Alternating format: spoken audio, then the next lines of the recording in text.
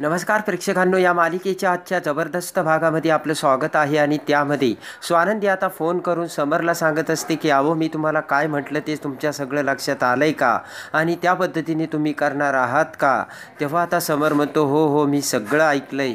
स्वानंदी म्हणते की स्वतःच्या हातावरती मेहंदी काढण्यासाठी तुम्ही मग तयार आहात का. समर म्हणतो की हातावरती मेहंदी काढून मी मीटिंगमध्ये कसं जाणार.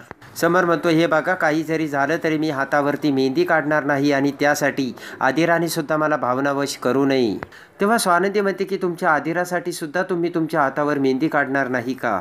तेवढ्यात आता स्वानंदी म्हणते की मला असं वाटतंय की आता आपली फोन ठेवण्याची वेळ झाली वाटतं, कारण आपण जर फोन ठेवला तरच मग आपल्यामधलं भांडण बंद होईल नाही का. स्वानंदी म्हणते की पण एक गोष्ट लक्षात ठेवा, जर उद्या आदिरा सासरी गेली तेव्हा आपल्याला आदिराने फक्त आपल्यासाठी एवढं मागितलं होतं ते सुद्धा आपण देऊ शकलो नाही, याची खंत नेहमी तुमच्या मनात राहील. तेव्हा जे काही करायचं ते विचारपूर्वक करा, असे स्वानंदी आता समरला सांगते. आणि आता स्वानंदी फोन ठेवते तर समर म्हणतो काय बाई आहे ही. आता इकडे सुस्मिता ही एका डायरेक्टरला फोन लावते. तेव्हा आता डायरेक्टर म्हणतो की एक हिरोईनीचा रोल आहे. तेव्हा आता सुस्मिता खुश होते आणि म्हणते की सांगा, मी ना तो रोल अगदी फ्री ऑफमध्ये करेल. तेव्हा डायरेक्टर म्हणतात की हे बघ, हा रोल तयार करण्यासाठी पैसे लागतील आणि 10 लाख रुपये लागतील. बडे लोक असतात ना, ते असे पैशाच्या रांगा घेऊन उभा असतात. तेव्हा आता सुस्मिता म्हणते की पण मी एवढे पैसे कुठून आणू. तो डायरेक्टर म्हणतो की अगं ऐक ना, समर राजवाड्यांशी तुमची आता सोयरीक जुळणार आहे वाटतं, तेव्हा तू त्यांच्याकडून पैसे का नाही घेत. तेव्हा आता सुस्मिता म्हणते की मला एवढं माहीत नाही, पण मला त्यासाठी आईला विचारावं लागेल. इकडे आता अंशुमन हा मलिकाला समजावत असतो की काही जरी झाली तरी आता ती स्वानंदी या घरात नाकावर टिच्चून सून बनून येणार आणि समर दादाला आपल्या डोक्यावरती घेऊन तालावर नाचवणार. तेवढ्यात आता मलिका म्हणते की हे बघ अंशुमन, तू काही काळजी करू नकोस, त्यांना जितकं नाचायचं तितकं नाचू दे, त्यांना जितकं खुश व्हायचं तितकं खुश होऊ दे, आणि त्या मेहंदीचा बेरंग कसा करायचा ना हे या मलिकाला चांगलंच माहीत आहे. आणि इकडे आता सुस्मिता ही मंदाकिनीकडे येते. तेव्हा आता मंदाकिनी म्हणते की हे बघ, तुला जसा ड्रेस घ्यायचा ना तसा घे. तर सुस्मिता म्हणते मला ड्रेस वगैरे काही नको ही आई. तेव्हा आता मंदाकिनी म्हणते मग तुला काय हवंय. तेव्हा आता लगेच सुस्मिता म्हणते की मला 10 लाख रुपये हवेत. आता मंदाकिनी ही सुस्मिताकडे बघते आणि म्हणते की 10 रुपये. तेव्हा आता सुस्मिता म्हणते 10 लाख रुपये. आता ती ऐकून मंदाकिनी डचकते. सुस्मिता म्हणते की हे बघ, 10 लाख रुपये देऊन ते डायरेक्टर मला हिरोईनीचा रोल देणार आहे, कळतंय का तुला आई. तर मंदाकिनी म्हणते की तुला सुद्धा काही कळतंय का, काय बोलतेस तू. मंदाकिनी म्हणते की इथे भावंडांचं लग्न तोंडावर आलं आणि तुला 10 लाख रुपये कसे देणार मी. मंदाकिनी म्हणते जा पटकन लग्नाची दुसरी कामं सुरू कर सुस्मिता, बाकी काही डोक्यात विचार घेऊ नकोस. आणि इकडे आता गपचीप सगळ्यांचा डोळा चुकून मलिका आता ही आजीच्या रूममध्ये येते आणि म्हणते की आजी, आई अगं कुठेस तू. आजी आता मलिका समोर येते आणि म्हणते की काय झालं मलिका.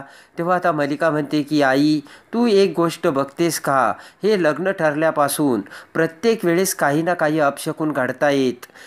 मलिका म्हणते की मला वाटतंय की हा कुणाचा तरी पायगुण असावा, की नक्की काय आहे देवाच्या मनात काय माहिती. आजी आता मलिकाकडे बघते. आजी म्हणते की हे बघ मलिका, तू कोणताही विचार करू नकोस.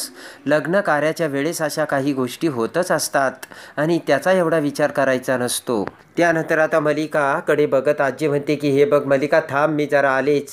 आणि स्वानंदीसाठी बनवलेल्या सोन्याच्या बांगड्या घेऊन आता आजी ही मलिकाकडे त्या बांगड्या देते आणि म्हणते की ह्या स्वानंदीला द्यायच्यात. मलिका म्हणते काय, 6 सोन्याच्या बांगड्या. तर आजी म्हणते हो. आणि पटकन आता आजी पुन्हा मलिकाकडून त्या बांगड्या घेऊ लागते.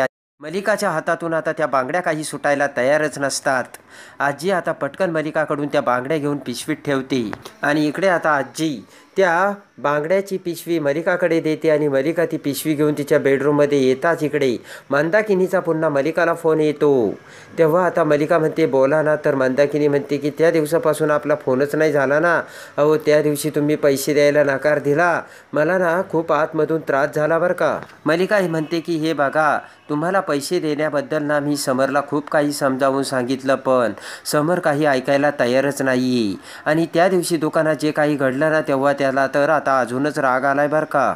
मंदाकिनी म्हणते काय करणार, तुमचे सुद्धा हात दगडाखाली आहेत आणि मुलांचे लग्न तोंडावर आले तेव्हा आमचे सुद्धा हात दगडाखाली आहेत. तेव्हा आता मलिका म्हणते की आता मी तुम्हाला बांगड्या देणार आहेत, तुम्ही एक काम करू शकता, त्या सोन्याच्या बांगड्या तुम्ही गहाण ठेवू शकता आणि पैसे घेऊ शकता.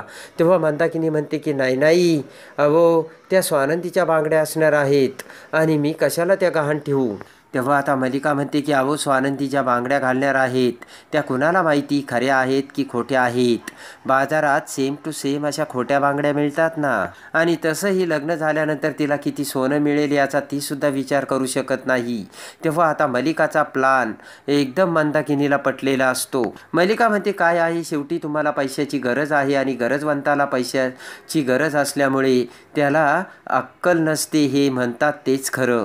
इकडे आता आदिरा ही समरच्या हातावरती मेहंदी काढण्यासाठी आता समरला घेऊन बसलेली असते. समर आता मेहंदी काढायला तयार नसतो. आदिरा आणि आजी आता समरला समजावतात. आदिराने समरच्या एका हातावरती मेहंदी काढलेली असते तेव्हा हसतच खुश होऊन आदिरा म्हणते की पिंट्या दादा अरे तो दुसरा हात दे ना. रागाने समर आता तो दुसरा हात आदिरासमोर करतो तर आदिरा हसतच खुश होत म्हणते सो स्वीट पिंट्या दादा. आणि आता सगळेजण आता समरच्या हातावरती मेहंदी आदिरा काढत असताना बघत असतात.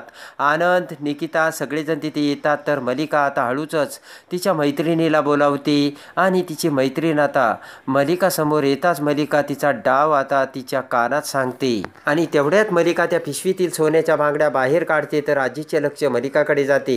आजी म्हणते मलिका काय गं. हसतच मलिका म्हणते की आई या बांगड्यांना मी स्वानंदीला नेऊन देऊन येऊ का, कारण चुडामणीचा कार्यक्रम असेल. आजी म्हणते की हो हो पटकन स्वानंदीला त्या बांगड्या नेऊन दे. तर खुश होऊन हसतच आता मलिका त्या बांगड्या घेऊन जाऊ लागते. आणि इकडे आता आदिराच्या म्हणजे मंदाकिनीच्या घरीसुद्धा मेहंदी काढण्याचा आता धूमधडाक्यात कार्यक्रम सुरू होतो. आणि मेहंदी काढण्यासाठी आता बाई पण तिथे आलेली असते आणि त्या मॅडम आता सगळ्यांना पुरेल अशी सगळी मेहंदी घेऊन आल्याचे ती बाई मंदाकिनीला सांगते. आणि आता मेहंदी काढण्यासाठी त्या मंदाकिनीला भांडं आणण्यासाठी बोलतात. तर पटकन आता मेहंदी काढण्यासाठी सुस्मिता ही भांडं आणायला जाते. आणि एवढ्यात आता स्वानंदी आता तिला घेतलेली साडी घालून मेहंदी काढण्यासाठी तिथे येते. तेव्हा स्वानंदीला त्या साडीत बघून अंजली, मंदाकिनी सगळेजण खुश झालेले असतात. तर पटकन अंजली आता स्वानंदीची दृष्ट काढत म्हणते की अगं बाई या साडीमध्ये तू किती सुंदर दिसतेस.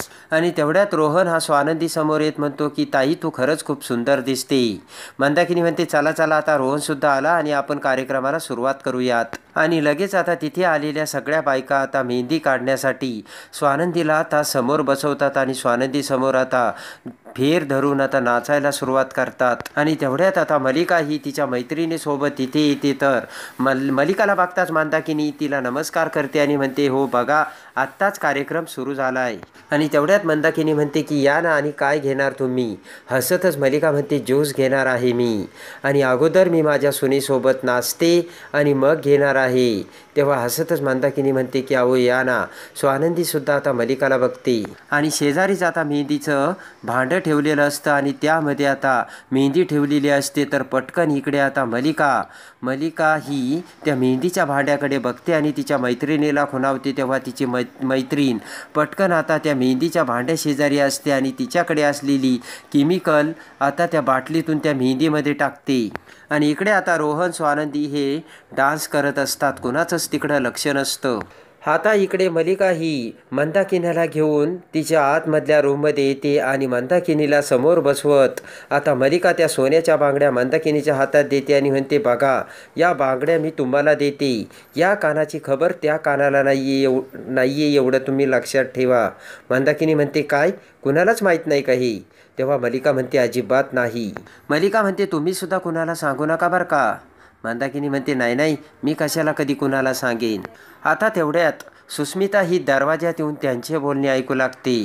त्यानंतर आता मलिका म्हणते की हे बघा मी तुम्हाला एक गोष्ट सांगते, ही माझी आयडिया आहे, हे तुम्ही कुणालाच सांगू नका. त्यासाठी तुम्ही तुमच्या मुलीची आणि तुमच्या नवऱ्याची शपथ घ्या. तर सुस्मिताच्या डोक्यावरती हात ठेवत आता मंदाकिनी म्हणते की ही तुमची आयडिया आहे, हे मी कुणालाच सांगणार नाही. तर मलिकाचा जीव आता जीवात येतो आणि मंदाकिनी म्हणते की तुमचं नाव देखील मी कुठे येऊ देणार नाही. तेव्हा मलिका खुश होते आणि तेवढ्यात आता सुस्मिता म्हणते की काय चाललंय आई, हे शब्दांमध्ये का एकमेकींना बांधतात तुम्ही.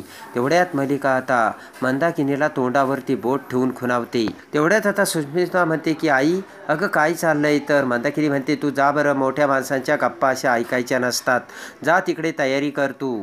सुस्मिता म्हणते की अगं आई पण काय चाललंय तुझं. मलिका आता सुस्मिता जाताच मंदाकिनीला म्हणते काय तुम्ही. आणि मलिका आता थँक्यू सो मच करत आता मंदाकिनीला पुन्हा तिच्या आता जाळ्यात अडकवते. आणि त्यानंतर आता पटकन इकडे सगळेजण आता मेहंदी लावण्यासाठी बसलेले असतात. मंदाकिनी आणि मलिका तिथे येतात. तर आता लगेच ती मेहंदीवाली बाई म्हणते करायची का मेहंदी लावायला सुरुवात. मंदाकिनी म्हणते की हो हो करूयात ना. आणि ती पहिल्या भांड्यातील मेहंदी आहे ना, ती अगोदर मानाची मेहंदी आहे, ती लावायला सुरुवात करा. तर आता मलिकाच्या मैत्रिणीने त्या मेहंदीमध्ये केमिकल टाकलेलं असतं. आणि तेवढ्यात आता सुस्मिता आता पाण्याचे ग्लास घेऊन आता त्याच्या समोरून जाऊ लागताच मलिकाची मैत्रीण आता सुस्मिताला आडं जाते आणि सुस्मिताच्या त्या समोर हातात धरलेल्या ग्लासला आता धक्का लागून तो ग्लास त्या मेहंदीच्या भांड्यात पडतो आणि सगळी मेहंदी खराब झालेली असते. तर मलिकाची मैत्रीण सुस्मिताची माफी मागते, पण हा देखील मोठा अपशकुन असल्याचे आता मलिकाने घडवलेलं असतं. आणि त्यानंतर आता त्या सोन्याच्या बांगड्या घेऊन मंदाकिनी आता ज्वेलरीच्या दुकानामध्ये त्या गहाण ठेवायला निघालेली असते. रस्त्यामध्ये येताच आता मंदाकिनीच्या डोक्यात पुन्हा विचार येत. मंदाकिनी आता मलिकाला फोन करते आणि म्हणते की मला ना आता काही सुचत नाहीये, मी काय करू ते.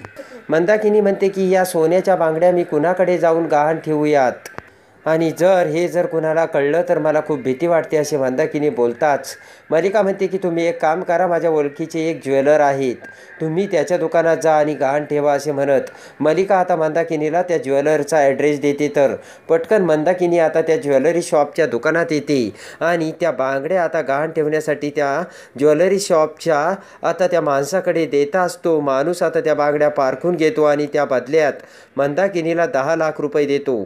मंदाकिनी ते 10 लाख रुपये बघून आता खूप खुश झालेली असते. पण आणि इकडे आता मेहंदीच्या कार्यक्रमामध्ये अंजलीला अचानक सोन्याच्या बांगड्याची आठवण येते. पटकन अंजली आता सगळ्यांना थांबवत म्हणते की 1 मिनिट थांबा, पण स्वानंदीच्या त्या सोन्याच्या बांगड्या कुठे आहेत अगोदर मला सांगा. अंजली म्हणते की काही जरी झालं तरी आपली ती परंपरा आहे आणि आपल्याला त्या सोन्याच्या बांगड्या घालाव्याच लागतील. सुस्मिता म्हणते की हो, मी आईला सांगितलं होतं त्या सोन्याच्या बांगड्या तयार ठेवायच्या म्हणून, पण आता त्या बांगड्या कुठे आहेत आणि आईने कुठे ठेवल्या हे देखील मला माहिती नाही. तर पटकन स्वानंदी आता मंदाकिनीला फोन लावते आणि मंदाकिनी असते ती आता ज्वेलरी शॉपच्या दुकानात आणि तिथे आता मंदाकिनीने त्या बांगड्या गहाण ठेवलेल्या असतात आणि आता मंदाकिनी तिथे हसत असते.